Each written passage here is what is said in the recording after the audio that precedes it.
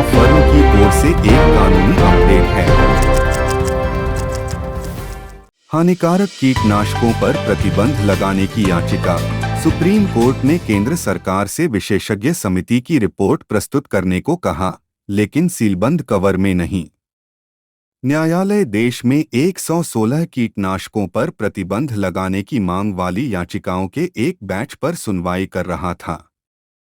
Supreme court ने सोमवार को केंद्र सरकार से कहा कि वह हानिकारक कीटनाशकों से संबंधित 2 विशेषज्ञ समिति की रिपोर्ट रिकॉर्ड पर रखे और सरकार से यह भी बताए कि केवल 3 कीटनाशकों पर प्रतिबंध क्यों लगाया गया है। भारत के मुख्य न्यायाधीश CJI DY चंद्रचूड़ और जस्टिस PS नरसिम्हा और JB पारदीवाला की पीठ ने याचिकाकर्ता के साथ साझा किए बिना केवल पीठ के समक्ष रिपोर्ट पेश करने के सरकार के अनुरोध को भी ठुकरा दिया। केंद्र सरकार डॉ.एस के खुराना उप समिति की अंतिम रिपोर्ट स्थिति रिपोर्ट के पैरा 10 में संदर्भित और डॉ.TP राजेंद्रन की अध्यक्षता वाली समिति की 6 सितंबर 2022 की रिपोर्ट को रिकॉर्ड में रखेगी, इसका उल्लेख में किया गया है। स्थिति रिपोर्ट का पैरा 11। केंद्र सरकार आज से 4 सप्ताह की अवधि के भीतर 2 फरवरी 2023 की अधिसूचना में केवल 3 कीटनाशकों के संबंध में वर्तमान में किस आधार पर कार्रवाई की गई है, यह बताते हुए एक और हल्फनामा दायर करेगी। केंद्र सरकार का प्रतिनिधित्व कर रहे अतिरिक्त solicitor general ASG Vikramjit Banerjee ने कहा, हम समिति की रिपोर्ट का खुलासा केवल पीठ के सामने करेंगे।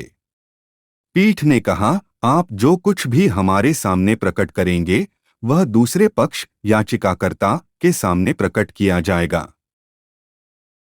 न्यायालय देश में 116 कीटनाशकों पर प्रतिबंध लगाने की मांग वाली याचिकाओं के एक बैच पर सुनवाई कर रहा था।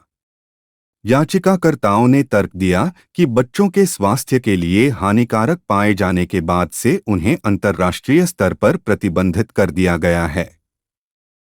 केंद्र सरकार ने याचिका का विरोध करते हुए तर्क दिया कि कंपनियां कीटनाशकों के विकास में बहुत प्रयास करती हैं। वह याचिकाकर्ताओं के वकील प्रशांत भूषण कैसे आ सकते हैं और बार में जमा कर सकते हैं कि यह हो रहा है। एक प्रक्रिया है। बनर्जी ने कहा, कई कॉरपोरेट इन कीटनाशकों को विकसित करते हैं। इस उद्देश्य के लिए अदालत का इस्तेमाल नहीं किया जाना चाहिए। अदालत ने हालांकि कहा कि सरकार ने अपनी मसौदा अधिसूचना में शुरू में 27 कीटनाशकों को सूचीबद्ध किया था, लेकिन अंतिम अधिसूचना में केवल 3 कीटनाशक थे। कोर्ट ने पूछा, अगर आपने अपना काम अच्छे से किया होता तो हम यह नहीं सुनते।